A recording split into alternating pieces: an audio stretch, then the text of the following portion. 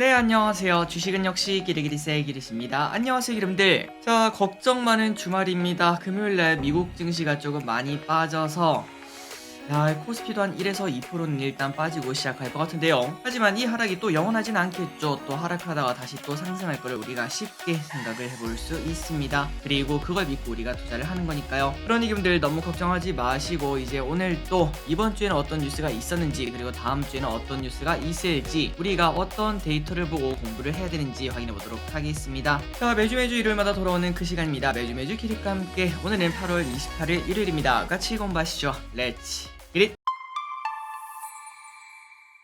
바로 내용으로 들어가도록 하겠습니다. 그리고 들어가기 앞서 좋아요 누르시면 저기리시 열심히 공부하는데 매우 큰 힘이 됩니다. 정말 감사합니다. 이번 주 코스피는 살짝 빠지는가 싶더니 한 번 더 반등하고 마무리가 되었습니다. 그래서 이제 내심은 이거 다시 121선까지 가는 거 아니냐 이러한 생각을 했는데요. 하지만 금요일날 미국 증시가 진짜 폭락을 하면서 결국 우리나라 증시는 2430, 여기 보시면 61선 라인, 여기서 출발할 거를 우리가 지금 생각을 해볼 수 있습니다. 그 말인즉슨 만약에 여기가 깨지면은 또 2300을 보는 거 아니냐 이런 걱정도 나올 수 있겠죠. 그렇기 때문에 월요일날 우리나라 장이 어떻게 버티는가, 그리고 플러스 미국 선물이 이거 금요일날 너무 많이 빠진 것 같아 이런 얘기가 나오면서 또 반등을 해줄 수 있는지 이 부분을 관심 있게 봐야 될 것 같습니다. 그래서 결국 코스피 차트를 딱 봤을 때 최근 1년간 그냥 계속 하락하고 있는 걸 확인할 수 있는데, 과연 이 하락 추세를 이번에 깰 수 있을지. 일단 8월은 다 지나갔으니까 9월달이 기회라고 볼 수 있겠죠. 9월달에 이 라인을 깨고 올라갈지 그 부분을 기대를 해봐야 될 것 같습니다. 그런데 그 와중에 이번 주에는 조금 걱정이 되는 건 사실이지만, 하지만 어차피 우리는 미래를 보고 투자하는 게 아니겠습니까? 하락 없는 상승 없고 그 다음에 상승 없는 하락 없으니까 이렇게 장이 안 좋을 것 같다라고 예상될 때는 미래를 보고 마인드 컨트롤 하는 게 투자에 도움이 될 거라고 봅니다. 그리고 저 길이 또 마찬가지로 이번에 하락이 얼마나 될진 모르겠지만 이 하락이 뭐 그렇게 장기적으로 할 거라고 생각하지 않고, 보유하고 있는 주식들은 당연히 그냥 그대로 들고 가는 그런 전략을 취하도록 하겠습니다. 다만 그 와중에 어떤 분들 그리고 어떤 종목한테는 리밸런싱 기회가 될 수도 있겠죠. 그런 기회도 여러분들이 잡아보셔도 될 것 같습니다. 그리고 삼성전자를 보도록 하겠습니다. 지금 딱 6만 전자를 지키는 모습을 나타냈는데, 근데 지금 차트를 보니까 61선을 뚫고 가지 못하고 계속 맞고 떨어지는 걸 확인할 수 있죠. 이 부분이 조금 기분이 나쁘고, 금요일날 미국장 또 빅테크 그 다음에 반도체가 많이 하락했기 때문에 삼성전자, 네이버, 하이닉스, 카카오 이런 기업들이 월요일날 주가는 조금 안 좋을 수 있다. 이 부분을 생각하시면 좋을 것 같습니다. 그리고 코스닥 차트는 코스피랑 비슷하죠. 이 친구도 이제 크게 하락해서 시작을 할 건데 여기서 빨간 양봉으로 마무리가 되길 진심으로 바랍니다. 다음으로 매동을 보도록 하겠습니다. 이제 이 부분이 중요한데요. 최근 들어 환율이 많이 올라가는 그 와중에 외국인은 지속적으로 현물을 매수하는 걸 확인할 수 있습니다. 엄청나게 큰 금액은 아니지만 최근 들어 환율이 이제 연중 고점을 달성하는 등 매우 안 좋은 환경이었고, 외국인이 충분히 전부 다 매도하고 나가도 할 말이 없었는데 그 와중에 매수했다는 것은 당연히 의미가 있다고 볼 수 있겠죠. 그러니 여러분들 이제 이게 중요합니다. 월요일 날 환율도 급등했고 증시도 하락하는데 외국인이 과연 파느냐 사느냐, 이 부분을 딱 보고 이 조정이 빨리 끝날지 아니면 좀 늦게 끝날지 그 부분을 판단하는 척도가 될 수도 있겠죠. 월요일 날 외국인의 흐름을 잘 보시기 바랍니다.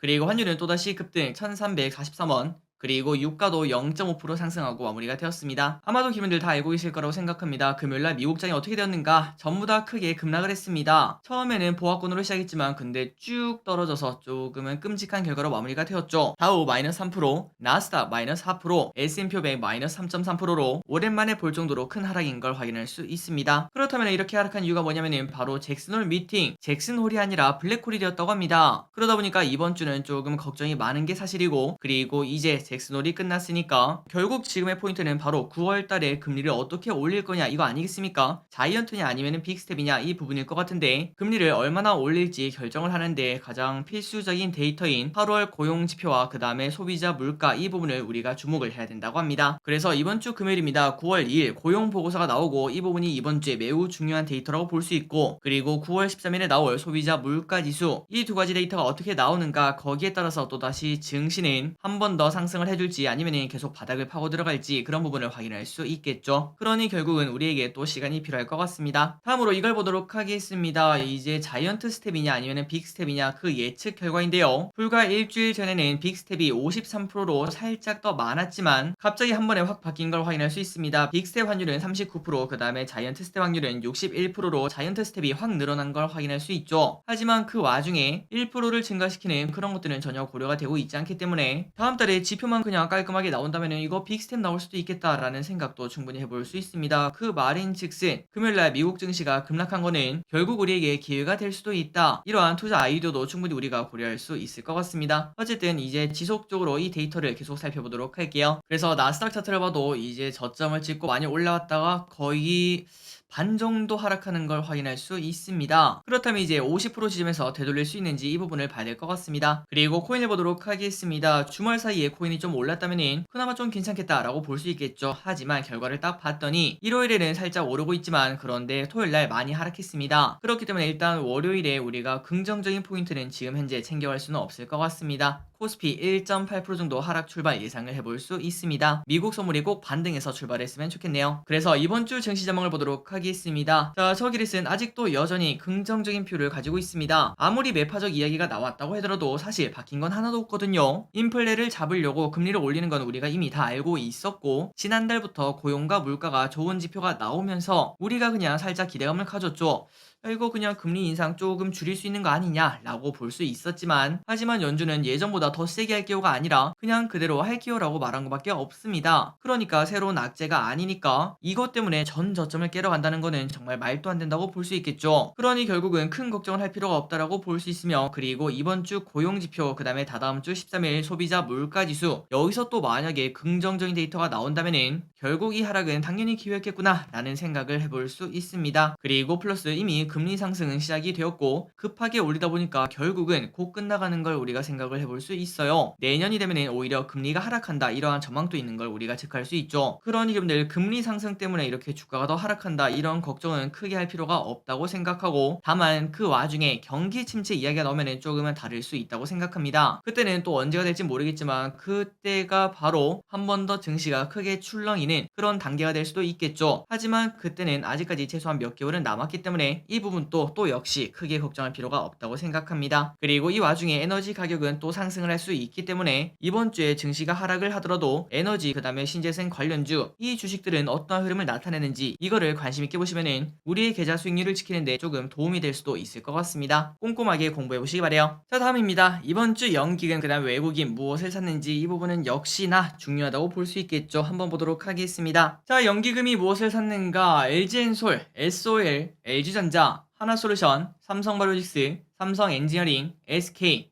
삼성물산, SK텔레콤, 두산에너빌리티, 카카오, 현대중공업 등등등 이런 기업들을 매수하는 걸 체크할 수 있습니다. 그리고 외국인은 현대차, LG엔솔, 현대로템, 한진칼, 삼성SDI, 기아, 현대모비스, 포스코인터내셔널, LG화학, SK이노베이션, 두산에너빌리티, 서울가스, 한국항공우주, 하나솔루션, LX인터내셔널 등등등 이런 기업들을 매수하고 있습니다. 그리고 이 와중에 얼마 전에 인플레 감축법 때문에 현대차, 기아가 피해를 본다 그런 이야기가 많았죠. 그리고 그때 당시에 현대차, 기아의 주가가 많이 하락하기로 했는데 그런데 지금 보니까 현대차, 기아, 현대모비스 이러한 완성차 관련주를 외국인이 크게 매수하는 걸 우리가 확인할 수 있습니다. 이 부분도 기름들이 외국인이 도대체 왜 이렇게 샀는지 그 부분을 생각해보시면 좋을 것 같습니다. 마지막으로 개인입니다. 삼성전자, LNF, 네이버, 삼성SDI, 대성하이텍, 카카오뱅크, 포스코홀딩스, 한국전력, LG노텍, 삼바, 타차전, LG디스플레이, 타이거, 원유선불, 인버스 이러한 것들을 사는 걸 확인할 수 있습니다. 다음입니다. 이번 주의 주요 뉴스 한번 복습해 보도록 할게요. 월요일입니다. 중국에서 사실상 기준금리를 인하했다는 소식이 나왔습니다. 그래서 그때 당시 중국이 살짝 오르고 마무리가 되었죠. 그리고 임플란트주가 최근 들어 급락을 하고 있는데 그 이유가 뭔가 봤더니 바로 중국 때문이라고 합니다. 중국 정부가 임플란트 가격을 통제하겠다는 악재가 나왔다고 하는데 이게 뭔가 봤더니 바로 VBP 정책이라고 하죠. 정부가 직접 의약품을 대량 구매한 다음에 병원들에게 뿌려주는 말 그대로 공구를 하겠다는 걸 확인할 수 있습니다. 그렇다면 우리나라 임플란트 관련주가 수익성이 나빠지는 거 아니냐라는 걱정이 나온다는 거겠죠. 하지만 여기서 우리가 생각을 해볼 거는 VBP 정책은 공공의료 시장이 대상이기 때문에 그런데 중국의 임플란트 시장은 민간 병원이 80%라고 합니다. 그러니까 피해를 보더라도 20%밖에 안 되고 그리고 VBP 정책을 한다고 하더라도 그 또한 적자는 아니고 오히려 양이 많아질 수도 있다라고도 생각을 해볼 수 있겠죠. 그러니 이렇게 주가가 급락하는 거는 조금은 과도하다 이러한 의견이 있다는 거 참고하시면 좋을 것 같습니다. 다음으로 화요일입니다. 사우디에서 감산 가능성을 어필했습니다. 그러다 보니까 유가가 또 상승하는 걸 확인할 수 있습니다. 그리고 현대차 아이오닉, 그러니까 아이오닉 6가 새로 나왔는데 사전 계약 대수가 37,446대로 아이오닉 5보다 50% 넘게 좋은 흐름을 나타냈다고 합니다. 그만큼 인정을 받았고, 그리고 전기차를 사는데 딱히 거부감이 없다는 걸 우리가 체크할 수 있습니다. 수요일 날 이런 뉴스가 나왔습니다. 한국 그리고 일본에서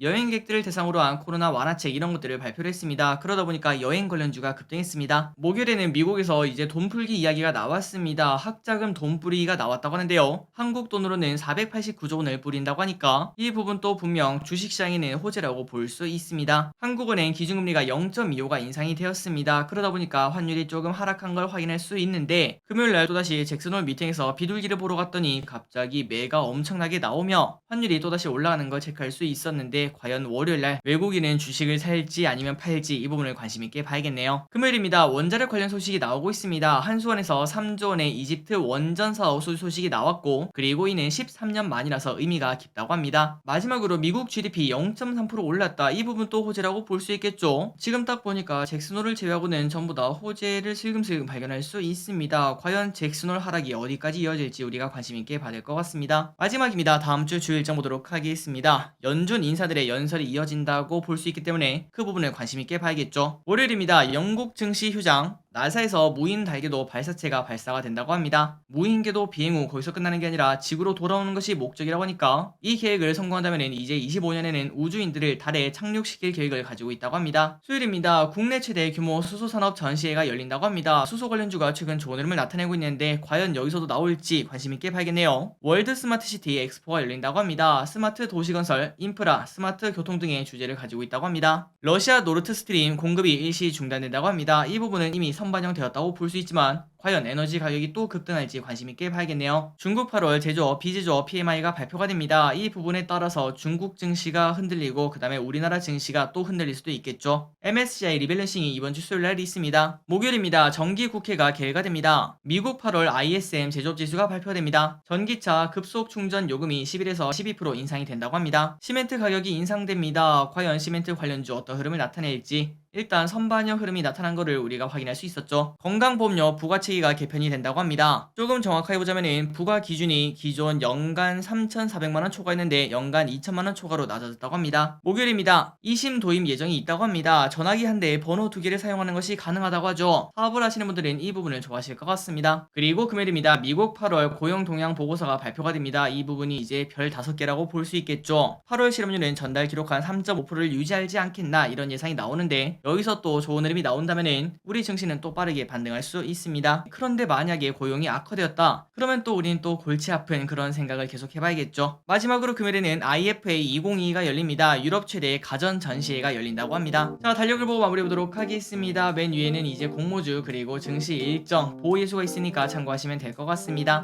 자, 오늘의 공부 여기까지 끝났습니다. 오늘도 이렇게 시청해주셔서 진심으로 감사드리며 다음 주에도 우리의 걱정을 뒤로하고 증시가 또 좋았으면 진심으로 좋겠네요. 지금까지 기리셨습니다. 빠이요.